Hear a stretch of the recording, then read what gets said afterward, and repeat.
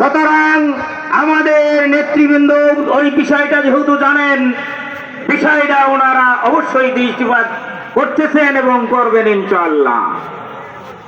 সম্মানিত উপস্থিতি, এই যদি মানুষের আকাঙ্ক্ষা হয়, সেক্ষেত্রে আমাদের ভিতরে আমাদের ঐক্যবদ্ধতার দারুণ প্রয়োজন রয়েছে।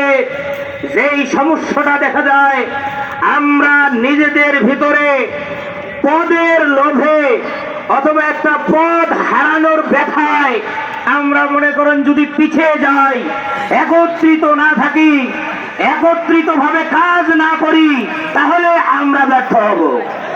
আর পদের লোভ ত্যাগ করে আমরা যদি তাদের কাজ মিলিয়ে ফিল্ডে কাজ করি, ইনশাআল্লাহ এবার ইসলামের জয় হবেই হবে ইনশাআল্লাহ।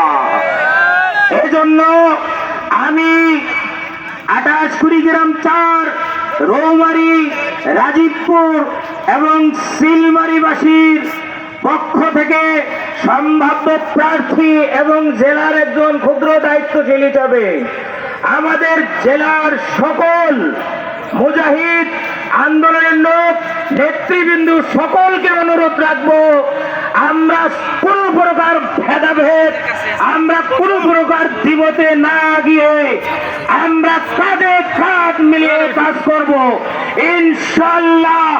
এই দ্বিতীয় চরমনাই খ্যাত এই কুড়িগ্রামের 4টা আসন যাতে আমরা পীর সাহেব চরমনাই হুজুরকে উপহার দিতে পারি। কাজ করবেন তো ইনশাআল্লাহ।